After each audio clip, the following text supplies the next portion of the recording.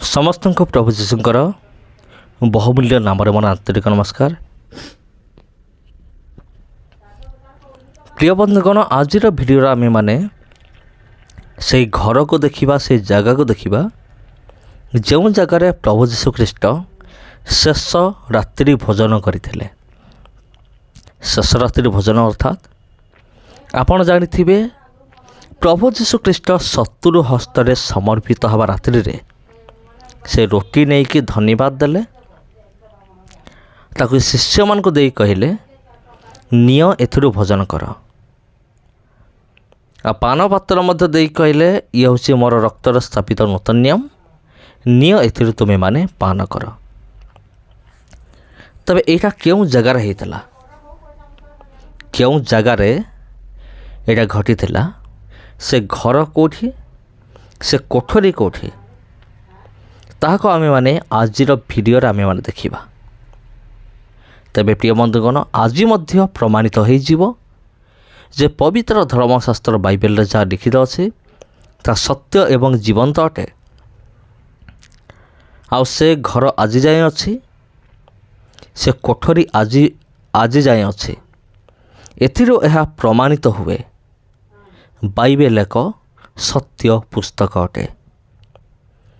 ଆପଣମାନେ ଏଇ ଯେଉଁ ଲୋକମାନଙ୍କୁ ଦେଖୁଛନ୍ତି, ଏମାନଙ୍କର ଗୋଟିଏ ଲକ୍ଷ୍ୟ, ଏଇ ଲୋକମାନେ ସେଇ ଗୃହକୁ ଦେଖିବେ, ସେଇ କୋଠରୀକୁ ଦେଖିବେ ଯେଉଁ କୋଠରୀରେ ପ୍ରଭୁ ଯୀଶୁଖ୍ରୀଷ୍ଟ ନିଜର 12 ଜଣ ଶିଷ୍ୟମାନଙ୍କ ସହିତ ଏକ ବିଧି ସ୍ଥାପନ କରିଥିଲେ।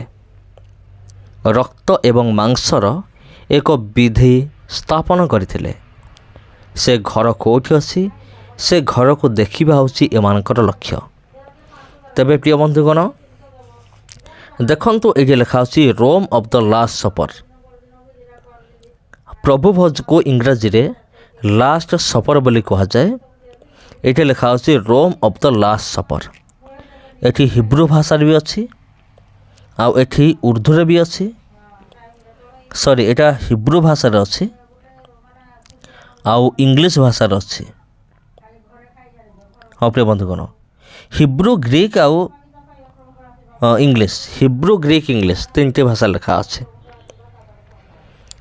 ଲାଷ୍ଟ ସପର ରୁମ୍ ଅଫ୍ ଜିଜସ୍ ମାନେ ଯୀଶୁଙ୍କର ଶେଷ ରାତ୍ର ଭୋଜର କୋଠରୀ ବା ଘର। ତେବେ ପ୍ରିୟ ବନ୍ଧୁଗଣ, ଆଉ ଅଳ୍ପ ସମୟ ପରେ ଆମେମାନେ ଦେଖିବା ଆଉ ସେ ଘର କେମିତି, ସେ ଗୃହ କେମିତି।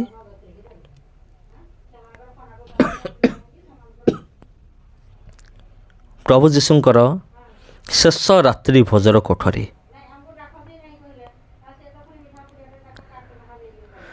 ତେବେ ଖ୍ରୀଷ୍ଟରେ ପ୍ରିୟ ଭାଇ ଏବଂ ଭଉଣୀମାନେ, ପ୍ରଭୁ ଯୀଶୁଖ୍ରୀଷ୍ଟ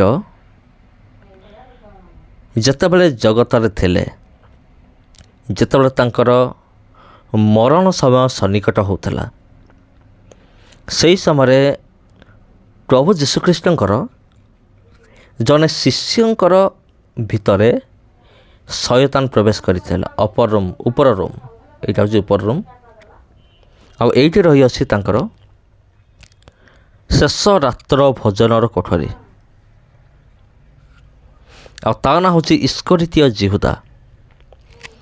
ଆଉ ସିଏ ପ୍ରଭୁ ଯୀଶୁଖ୍ରୀଷ୍ଟଙ୍କୁ 30ଟି ରୂପା ମୁଦ୍ରାରେ ବିକ୍ରୟ କରିଦେଇଥିଲା। ଏଇଟା ଆପଣମାନେ ଭଲ ଭାବରେ ଜାଣନ୍ତି। ଆଉ ଯେତେବେଳେ ପ୍ରଭୁ ଯୀଶୁଖ୍ରୀଷ୍ଟ କହୁଛନ୍ତି, ତୁମମାନଙ୍କ ମଧ୍ୟରୁ ଜଣେ ମୋତେ ଧରେଇବ, କାରଣ ପ୍ରଭୁ ଯୀଶୁଖ୍ରୀଷ୍ଟ ସର୍ବଜ୍ଞାନୀ ପରମେଶ୍ୱର ଅଟନ୍ତି। ସେଥି ନିମନ୍ତେ ସେ ସବୁକିଛି ଜାଣିପାରୁଥିଲେ ତାଙ୍କ ସହିତ କ'ଣ ଘଟିବ। ତାଙ୍କୁ ଯେ ମୃତ୍ୟୁଦଣ୍ଡ ମିଳିବା ପାଇଁ ଯାଉଅଛି, A to Z ସବୁ ବିଷୟ ସେ ଜାଣିଥିଲେ। ଏଠାରେ ଜଣେ ଭଉଣୀ ଅଛନ୍ତି ଯିଏକି ଏ ଜାଗା ବିଷୟରେ ଏକ୍ସପ୍ଲେନ୍ କରନ୍ତି। ହଁ ପ୍ରିୟ ବନ୍ଧୁଗଣ, ଏ ଜାଗା ବିଷୟରେ।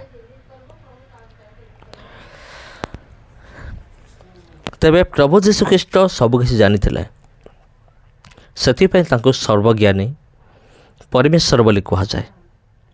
ଇଏ ହେଉଛି ଅପର ରୁମ୍। ଆଉ ବର୍ତ୍ତମାନ ଆପଣ ଯେଉଁ କୋଠରୀକୁ ଦେଖୁଛନ୍ତି, ଏଇଠାରେ ହେଇଥିଲା ପ୍ରଭୁ ଯୀଶୁଖ୍ରୀଷ୍ଟଙ୍କର ଶେଷ ରାତ୍ରି ଭୋଜ। ଦେଖନ୍ତୁ, ଅବଶ୍ୟ ସେହି ସମୟରେ ଏ ଘର ଏମିତି ନଥିଲା, କିନ୍ତୁ ପରବର୍ତ୍ତୀ ମୁହୂର୍ତ୍ତରେ ବର୍ତ୍ତମାନ ସମୟରେ ଏ ଘରକୁ ଏମିତି ତିଆରି କରାଯାଇଛି। ଏ ଘର ଉପରେ ଆହୁରି ଟିକେ କ'ଣ କରାହେଇଛି, ଏ ଘରକୁ ସଜା ହେଇଛି। ଏ ବିଲ୍ଡିଂ ଆହୁରି ଜବରଦସ୍ତ ବନା ହେଇଛି, ଆଉ ଟିକେ ଡିଜାଇନ୍ରେ ତିଆରି କରାହେଇଛି। ଇଏ ହେଉଛି ସେଇ ଶେଷ ରାତ୍ରି ଭୋଜର କୋଠରୀ। ପ୍ରଭୁ ଯୀଶୁଖ୍ରୀଷ୍ଟ ନିଜ ଶିଷ୍ୟମାନଙ୍କ ସହିତ ଏଇ କୋଠରୀ ମଧ୍ୟରେ ସେ ଶେଷ ରାତ୍ରି ଭୋଜ ପାଳନ କରିଥିଲେ, ଯେଉଁଟାକି ଅତ୍ୟନ୍ତ ଆଶ୍ଚର୍ଯ୍ୟଜନକ ଅଟେ। ତେବେ ଏଇଥିରୁ ପ୍ରମାଣିତ ହୁଏ ଯେ ପବିତ୍ର ଧର୍ମଶାସ୍ତ୍ର ବାଇବେଲ ଏକ ସତ୍ୟ ପୁସ୍ତକ ଅଟେ।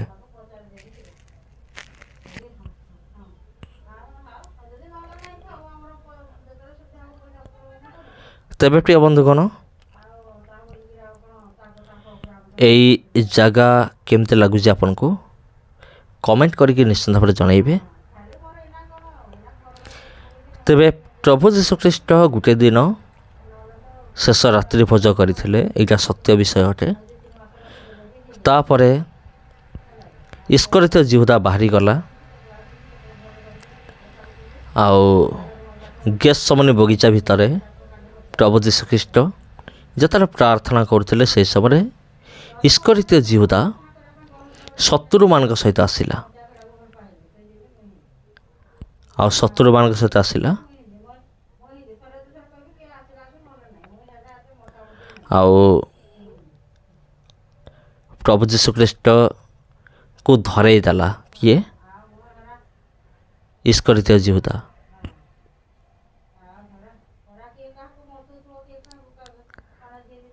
ତେବେ ଏଠି କ'ଣ ଲେଖା ଅଛି ଆପଣ ପଢ଼ିପାରିବେ ନିଶ୍ଚିନ୍ତ ଭାବରେ, ଭିଡ଼ିଓକୁ ପୁଶ୍ କରି ପଢ଼ିପାରିବେ।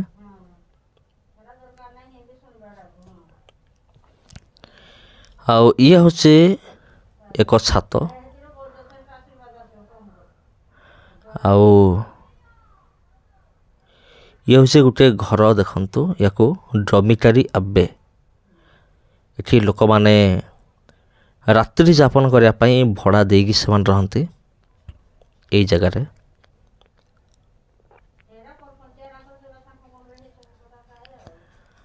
ଆଉ ଦେଖନ୍ତୁ, ଏ ଜାଗାକୁ ଟିକେ ଦେଖନ୍ତୁ। ଆଉ ଏଠି ଅଛି ରାଜା ଦାଉଦଙ୍କର କବର ବି ଅଛି ଏ ପାଖରେ। ଆଉ ଆଜିର ଭିଡ଼ିଓରେ ମୁଁ ଦେଖେଇବି ନାହିଁ, ଏଇଟା ଅନ୍ୟ କୌଣସି ଭିଡ଼ିଓ ମୁଁ ଆପଣଙ୍କୁ ଦେଖେଇବି ଦାଉଦଙ୍କର କବର କେଉଁଠି ଅଛି। ତେବେ ଖ୍ରୀଷ୍ଟରେ ପ୍ରିୟ ଭାଇ ଭଉଣୀମାନେ, ଏଇ ଜାଗା ଆଉ ଏଇ ଭିଡ଼ିଓ ଆଉ ଏଇ ଇସ୍ରାଏଲ ଦେଶ ଆପଣଙ୍କୁ କିପରି ଲାଗୁଛି କମେଣ୍ଟ କରିକି ନିଶ୍ଚିନ୍ତ ଜଣାନ୍ତୁ। ଆଉ ପ୍ରିୟ ବନ୍ଧୁଗଣ, ଏଇ ଭିଡ଼ିଓ ଯଦି ଭଲ ଲାଗିଥାଏ, ଭିଡ଼ିଓକୁ ନିଶ୍ଚିନ୍ତ ଭାବରେ ସେୟାର କରନ୍ତୁ ଅନ୍ୟମାନଙ୍କ ସହିତ। ଆଉ ଚ୍ୟାନେଲକୁ ଯଦି ପ୍ରଥମ ଥର ପାଇଁ ଆସିଛନ୍ତି, ଚ୍ୟାନେଲକୁ ସବସ୍କ୍ରାଇବ୍ କରନ୍ତୁ। ଆଉ ଆଜି ପାଇଁ ଏତିକି, ପୁଣି ଭେଟ ହେବ ଆପଣଙ୍କ ସହିତ ଆଉ ଗୋଟେ ଭିଡ଼ିଓରେ, ଆଉ ଗୋଟେ ଅଧ୍ୟାୟରେ। ସମସ୍ତଙ୍କୁ ପ୍ରଭୁ ଯୀଶୁଖ୍ରୀଷ୍ଟଙ୍କର ନାମରେ ନମସ୍କାର।